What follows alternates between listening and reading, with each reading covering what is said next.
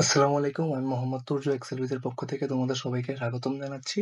আজকে আমরা আলোচনা করব affirmative, negative and interrogative sentence নিয়ে। তোমরা জানো তোমাদের ইংলিশ সেকেন্ড পেপারের এটা 5 নাম্বার টপিকের ট্রান্সফরমেশন অফ সেন্টেন্সের মধ্যে অন্তর্ভুক্ত। তো চলো কথা না বাড়িয়ে আমরা শুরু করি। Affirmative sentence. What is affirmative sentence? Sentences that express A positive statement, অর্থাৎ যে সকল বাক্যগুলি পজিটিভ স্টেটমেন্ট প্রকাশ করে। এটার স্ট্রাকচার হচ্ছে subject plus verb plus object. একটা এক্সাম্পল দিয়ে শেখা যাক। ফর এক্সাম্পল এখানে বলা হয়েছে যে শি রাইটস এ লেটার। এখানে বাক্যের মধ্যে সেটা হচ্ছে সাবজেক্ট, এই বাক্যের ভার্ব হচ্ছে রাইটস, আর বাকি অংশটা এই লেটার হচ্ছে অবজেক্ট। একইভাবে 2 নম্বর এক্সাম্পলটা আমরা দেখতে পাই যে they play football in the afternoon. এখানে দে দে বাক্যের সাবজেক্ট হিসেবে কাজ করছে, ভার্ব হচ্ছে এখানে প্লে ফুটবল, এন্ড বাকিটা হচ্ছে অবজেক্ট প্লাস টাইম। মূল যে জিনিস মূল যে জিনিসটা আমাদের মাথায় রাখতে হবে সেটি হচ্ছে অ্যাফার্মেটিভ সেন্টেন্স সবসময় একটি পজিটিভ স্টেটমেন্ট অর্থাৎ হ্যাঁ বোধক একটি বিবৃতি প্রকাশ করে থাকে। ওকে, আমাদের নেক্সট টপিকটি হচ্ছে নেগেটিভ সেন্টেন্স। নেগেটিভ সেন্টেন্স হচ্ছে দিস সেন্টেন্সেস এক্সপ্রেস নেগেশন, অর্থাৎ এগুলি অস্বীকৃতি প্রকাশ করে, না বোধক জিনিস এগুলি প্রকাশ করে থাকবে। যেমন এটার স্ট্রাকচার হচ্ছে subject plus auxiliary verb plus not plus main verb plus object. অর্থাৎ ফার্স্টে আসবে সাবজেক্ট, সাবজেক্টের উপর বাক্যের অক্সিলারি ভার্ব যেটা আসবে সেটা আসবে, তারপরে আসবে নট, তারপরে মেইন ভার্ব যেটা আমরা সেটা বসাবো, তারপরে আসবে অবজেক্ট। আর যদি অক্সিলারি ভার্ব না থাকে তাহলে ডু, ডাজ অথবা ডিড যোগ করতে হবে। যেমন আমরা এক্সাম্পল দেখতে পারি এখানে she is not a bad girl.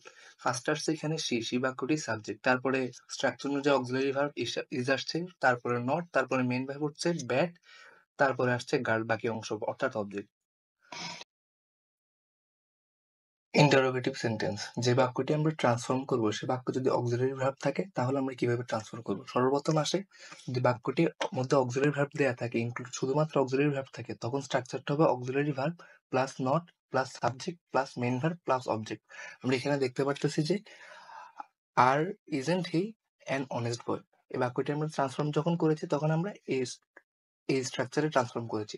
তারপরে আসে যদি বাক্যের যে বাক্য থেকে আমরা ট্রান্সফর্ম করব সেটা যদি অক্সিলারি ভার্ব প্লাস নট দেয়া থাকে, তখন আমরা auxiliary verb plus subject plus main verb plus object এই স্ট্রাকচারটিতে ট্রান্সফর্ম করবো। আমরা এখানে দেখতে পাচ্ছি যে আর উই সাপোজ টু গো, এটা আমরা এই স্ট্রাকচার।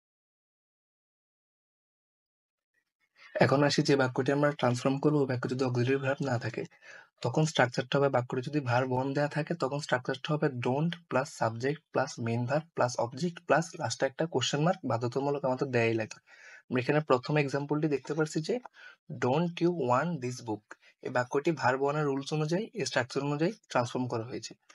সেকেন্ড, যদি ভার্ব সেকেন্ড দেওয়া থাকে তাহলে স্ট্রাকচারটা হবে কিছুটা এমন যে didn't plus subject plus main verb plus object plus question mark.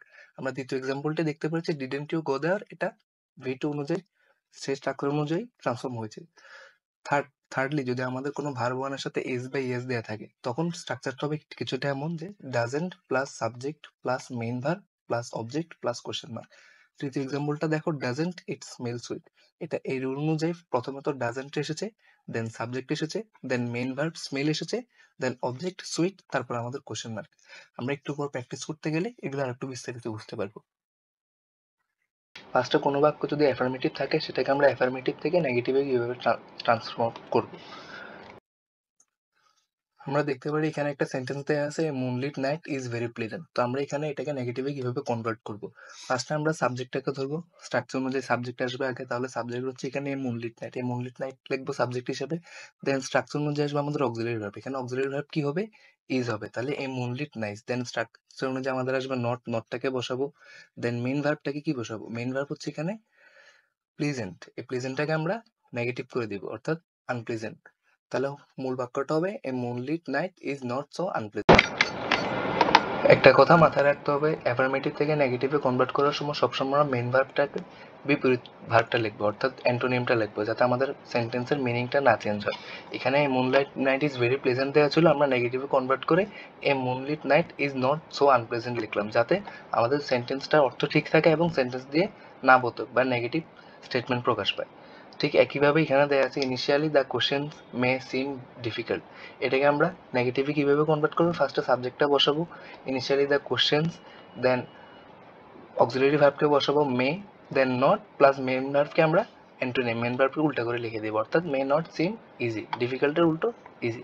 তো তাহলে এটা পুরোটা দাঁড়ায় আমার initially the questions may not seem easy. এই দুটো সেন্টেন্স তাহলে তোমাদের টাস্কের জন্য থাকলে এই দুটো তোমরা সলভ করে নিবা। এখন আমরা দেখবো অ্যাফার্মেটিভ থেকে ইন্টারোগেটিভে কিভাবে ট্রান্সফর্ম করা হয়।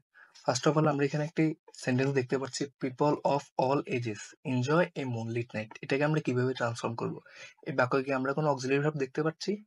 না। তাহলে কোনো বাক্যে অক্সিলারি ভার্ব না থাকলে সেটা রুল কিভাবে হয়? আমরা এখানে দেখতে পাচ্ছি, যদি ভার্বে অক্সিলারি ভার্ব না থাকে তখন V1 থাকলে এ রুল, V2 থাকলে এ রুল, V3 থাকলে এ রুল। তাহলে আমরা সেন্টেন্সে দেখতে পাচ্ছি, এটা দেখাই যাচ্ছে যে আমাদের মেইন ভার্ব যেটা এনজয় সেটা V1 এ আছে। তাহলে আমাদের রুলটা হবে কি? Don't plus subject plus main verb plus object plus question mark. তাহলে আমরা ঠিক সেভাবে ট্রান্সফর্ম করি। ডোন্ট, তারপর আমাদের সাবজেক্ট পিপল, তারপরে অফ অল এজেস, তারপর আমাদের মেইন ভার্ব এনজয় প্লাস বাকি অংশ। দেন আমরা দেখতে পাচ্ছি এখানে সেকেন্ড এক্সাম্পলটি হচ্ছে, we can not pass a single day without water. এখানে আমরা অক্সিলারি ভার্ব হিসেবে ক্যান নট দেখতে পাচ্ছি। তো আমরা অক্সিলারি ভার্বের রুলস কি দেখেছিলাম? কোনো বাক্যে যদি অক্সিলারি ভার্ব থাকে, অক্সিলারি ভার্ব প্লাস নট থাকলে এ নিয়ম, জাস্ট অক্সিলারি ভার্ব থাকলে এ নিয়ম। তাহলে আমরা এখানে দেখতে পাচ্ছি যে auxiliary verb plus not, can plus not দেয়া আছে। তাহলে আমরা এটা কি স্ট্রাকচার অনুযায়ী বসাবো? ফার্স্টে auxiliary verb, then subject, then verb, then বাকি অংশ। তাহলে এই দুইটা টাস্ক তোমাদের জন্য থাকুক, তোমরা এই দুইটা টাস্ক বাসায় নিজের মতো প্র্যাকটিস করবে। ওকে, দ্যাটস অল। তোমাদের সবার জন্য অনেক শুভকামনা রইল। Best of luck.